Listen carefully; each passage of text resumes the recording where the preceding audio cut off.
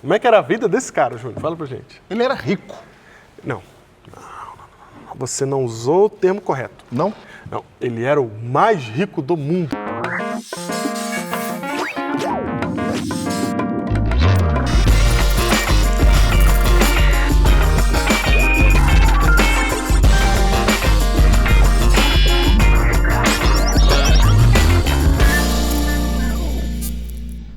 No último episódio, Júnior, a gente falou sobre Jó, mencionou Jó.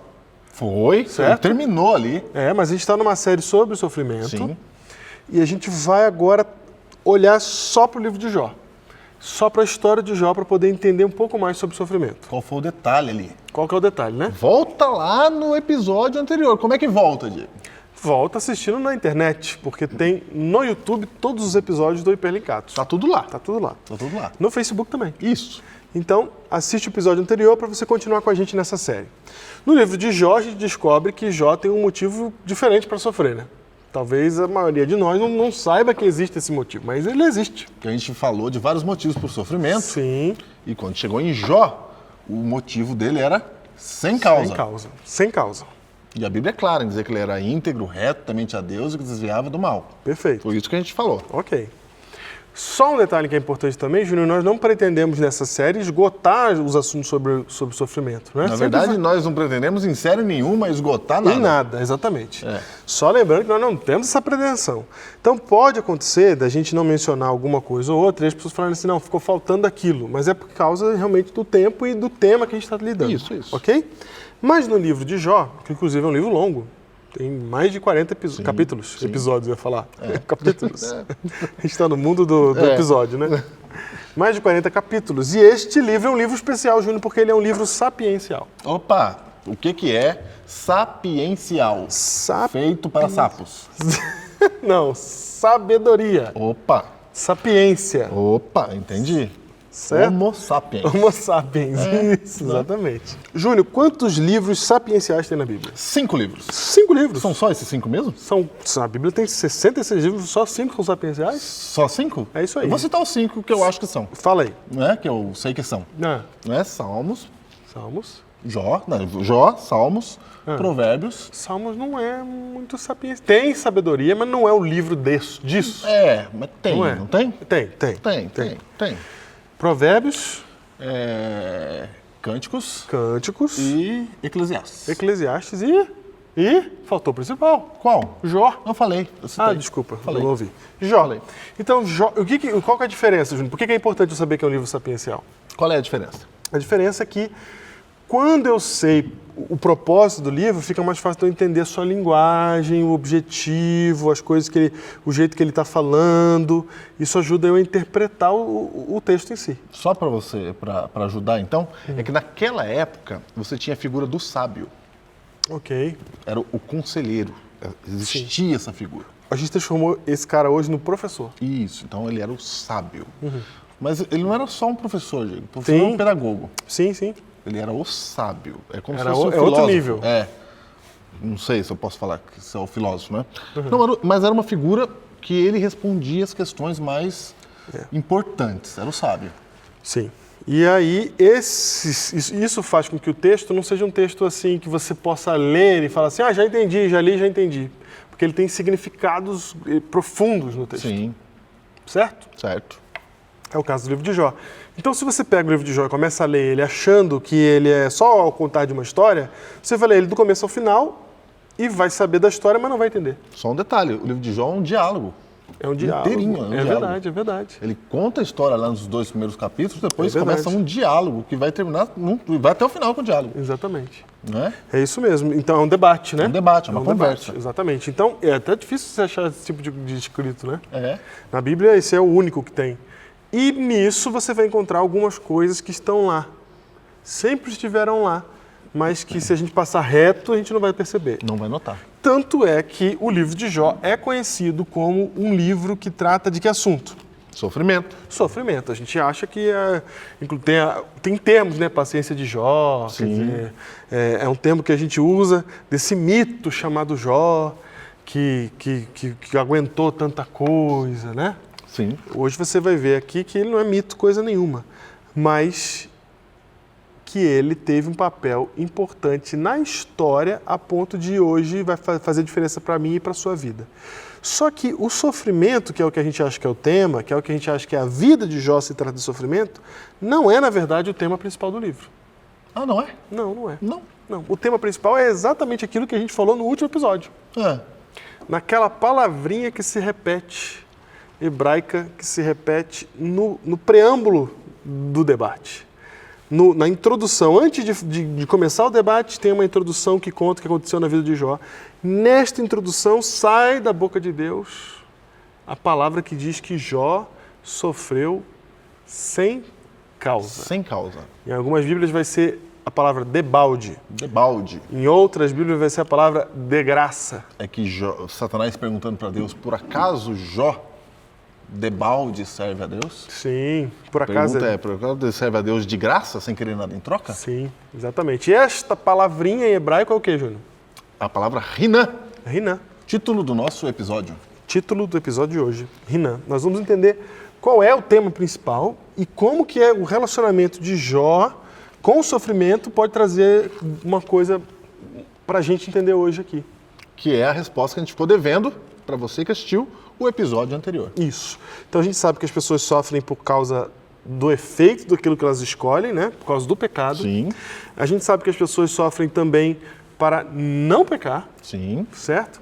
E elas também sofrem para crescer, para amadurecer, para chegarem mais longe, mais parecidos com Deus. Treinamento. Santidade é o objetivo final. Isso. Certo? E agora tem Jó dizendo que sofreu de graça. Sofreu de graça. Sem causa, sem causa. Rinã, sem causa. Sofreu Rinã. Rinã. Vamos ler com a gente então? Pega a sua Bíblia aí, Jó, não, eu não capítulo aceito, 1. Diego. Eu acho que ele cometeu algum pecado para estar passando o que ele passou. E os amigos dele também achavam isso. Os amigos dele tinham certeza absoluta. Absoluta. Porque eles olhavam para os outros motivos e falavam assim, tem que ser um desses aqui. Não, tem que ser assim. E na verdade os amigos de Jó nem entendiam 2 dos motivos. Eles entendiam só uma coisa. Mas vamos ver a história. Capítulo 1 de Jó, acompanha com a gente aí. E diz assim, havia um homem na terra de Uz, cujo nome era Jó.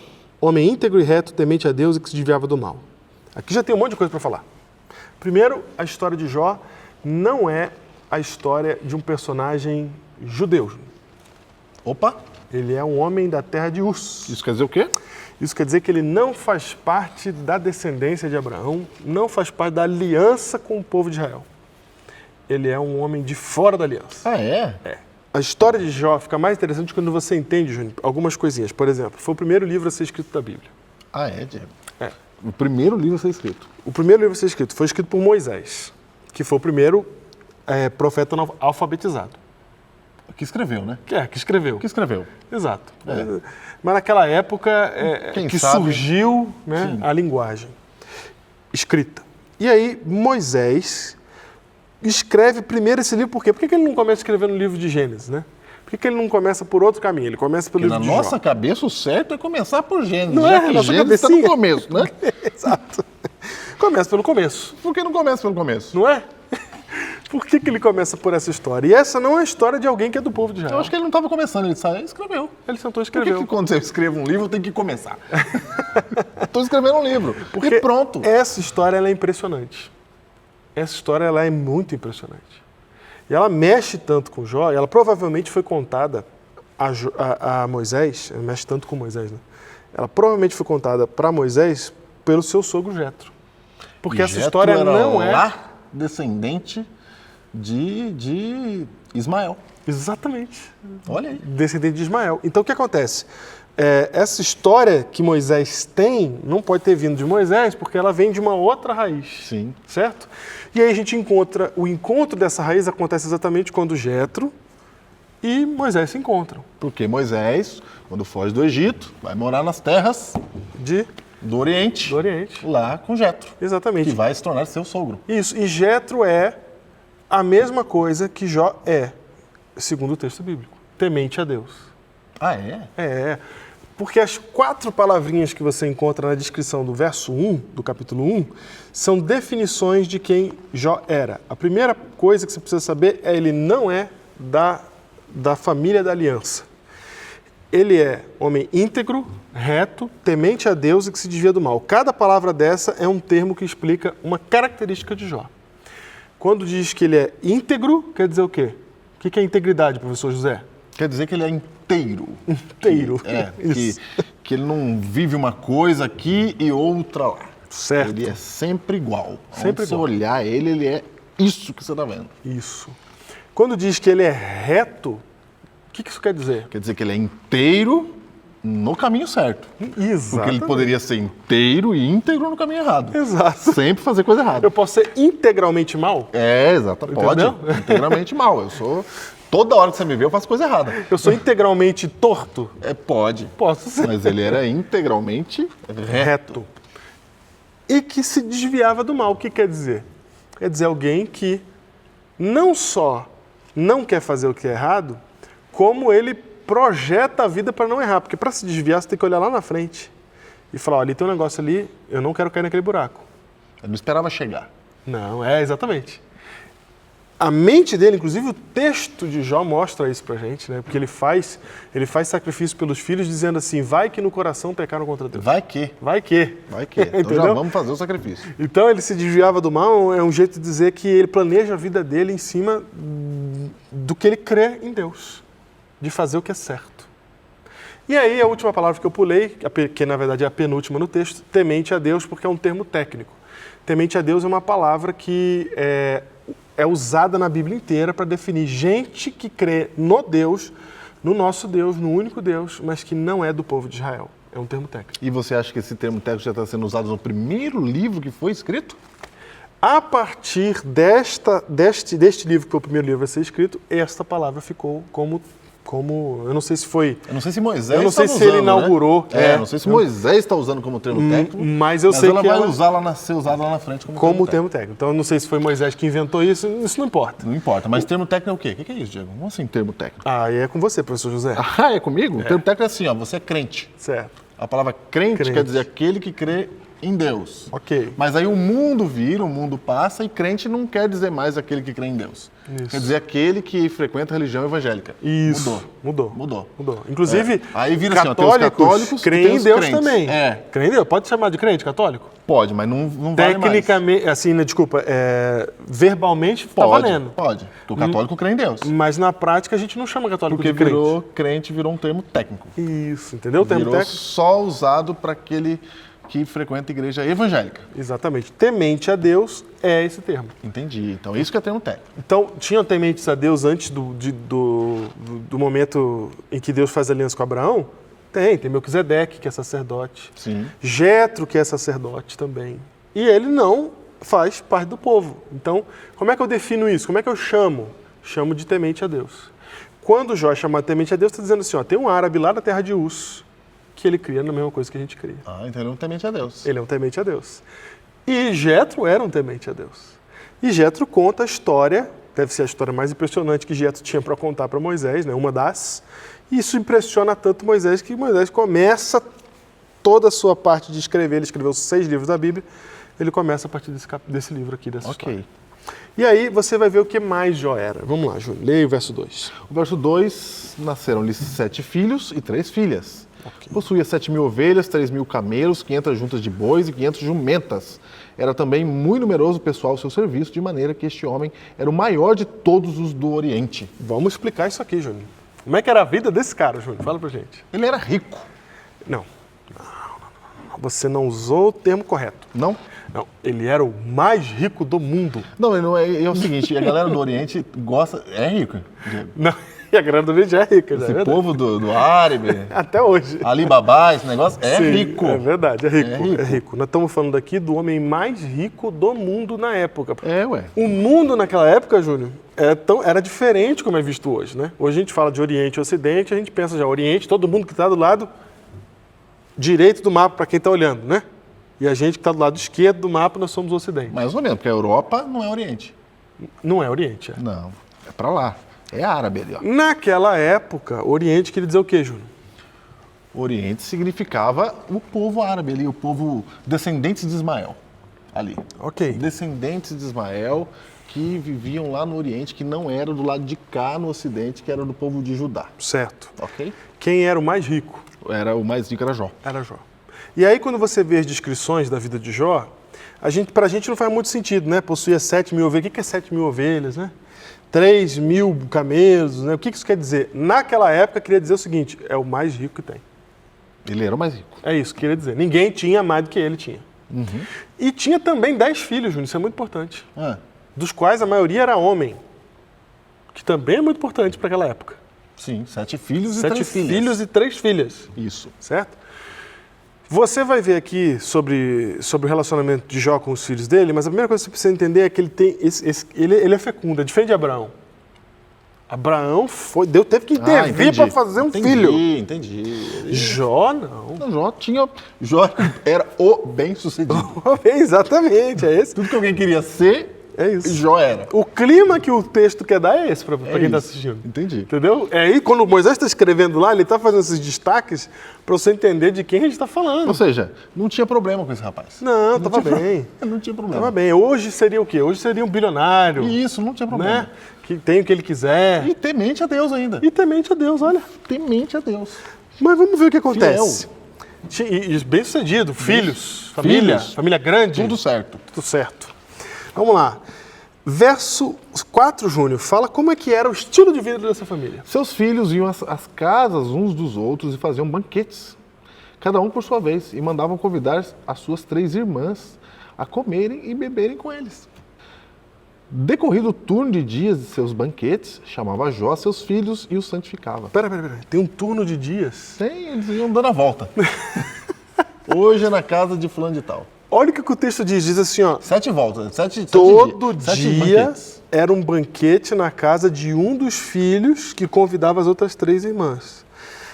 Todo dia. Quando acabava o turno de dias, começava de novo. Quantos filhos ele tinha, homem? Ele tinha 7 homens. 7. Quantos dias tem na semana? 7 dias. O que o texto está dizendo é o seguinte. Que a vida era assim. Todo dia na família de Jó era banquete, era festa. Todo dia é festa.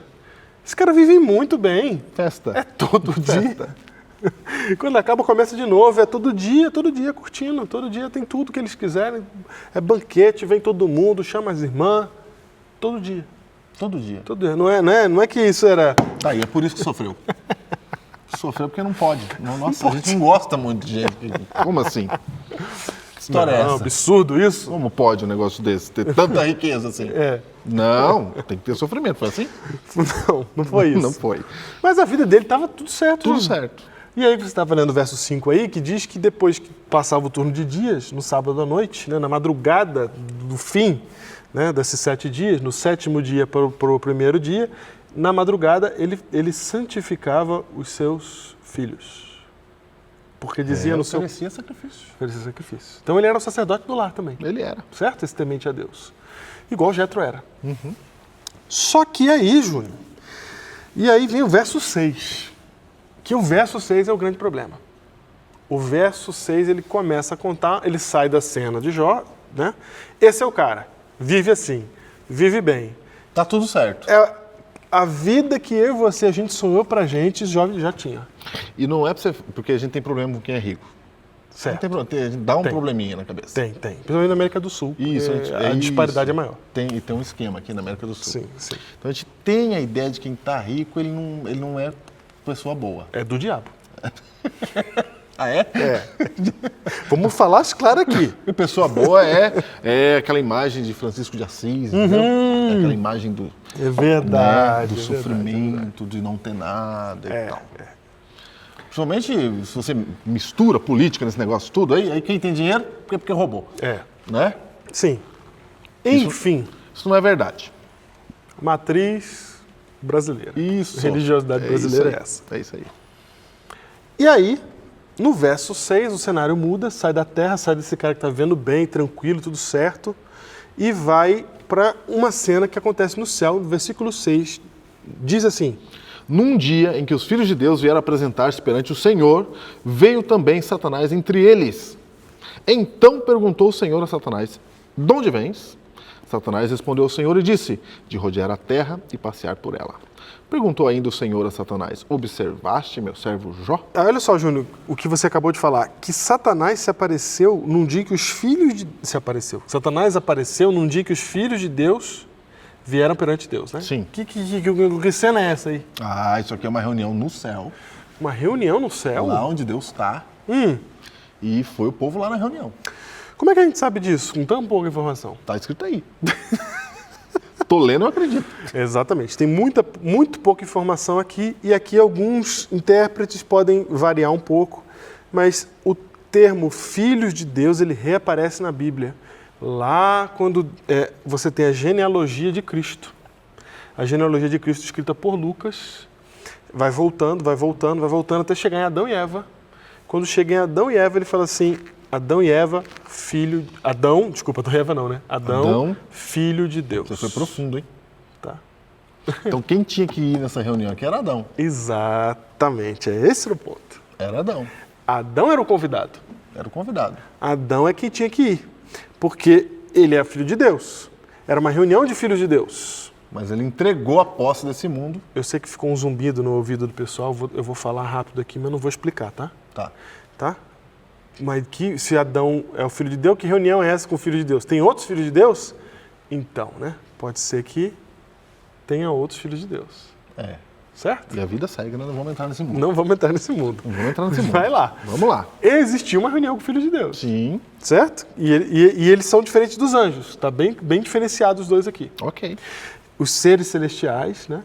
E eles. Você já vai ver isso na história. Mas então, quem tinha que estar lá era Adão. Mas Adão não pode ir porque morreu. tá. Adão vai falhar, não tem como. Tá lá na lista o nome dele, mas não vai aparecer. Deus convidou o morto, é isso? Isso, não. Deus chamou os filhos de Deus. Deus não viu. Deus Na hora chamou. de fazer a lista, esqueceu que morreu. Não. É que Adão, quando ele comete o equívoco, quando ele erra, ele entrega a posse desse mundo a Satanás. Sim, perfeito. Porque ele não está mais aqui, mas aquele que trouxe o pecado está aqui. Ele não entrega porque ele não está mais aqui. Não.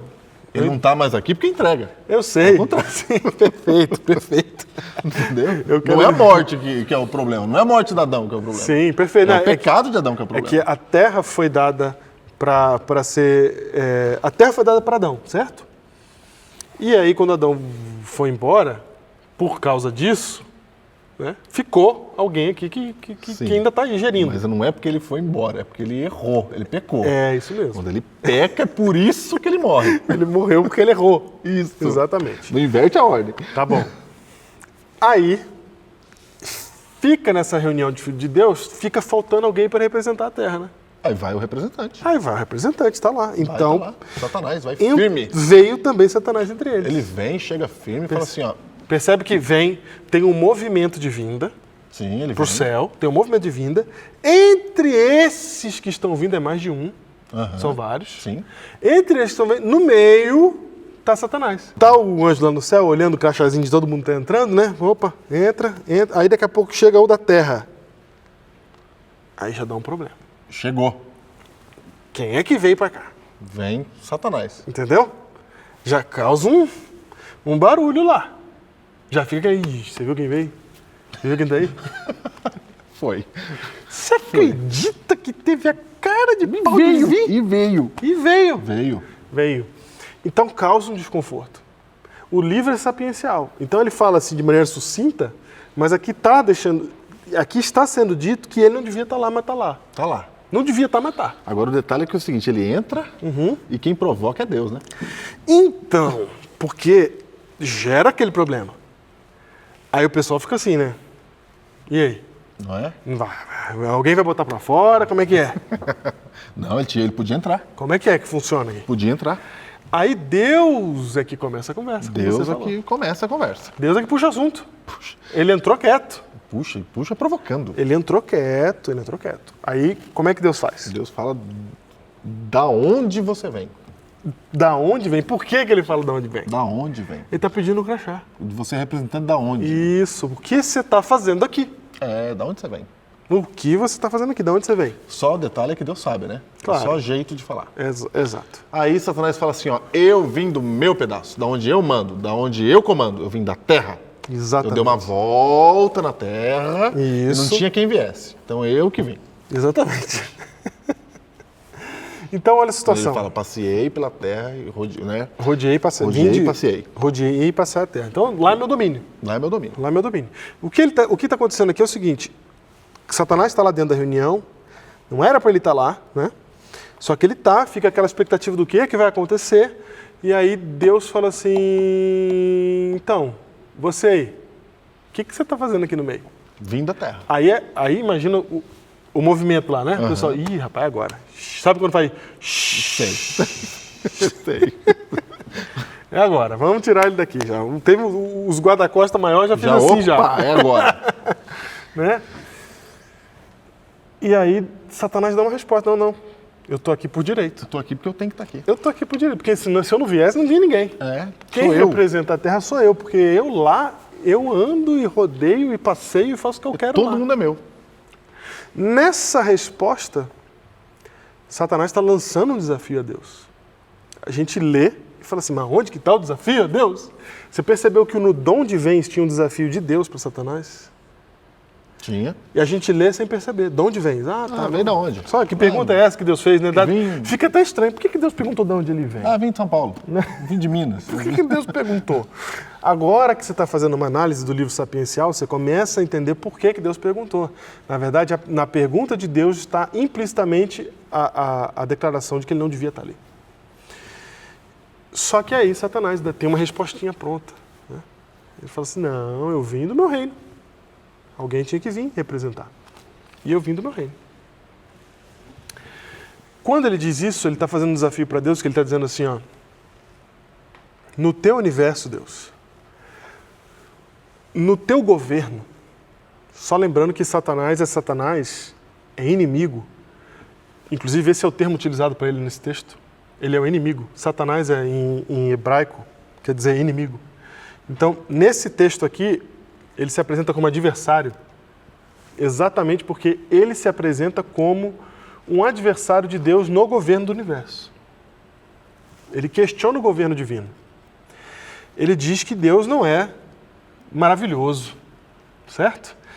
Que Deus não é perfeito. Então, quando ele diz que no universo de Deus, sob o governo de Deus, existe um governo que é dele, que é rebelde a Deus, sim, ele está dizendo assim, ó, se o Senhor é tão bom assim, se o Senhor é tão bom governante, perfeito, maravilhoso, por que no seu universo tão lindo e maravilhoso tem um lugar que é meu? Por que tem um lugar que não é seu? Sabe por quê? Semana que vem a gente continua. É isso aí. Não perca a continuação da série Sofrimento.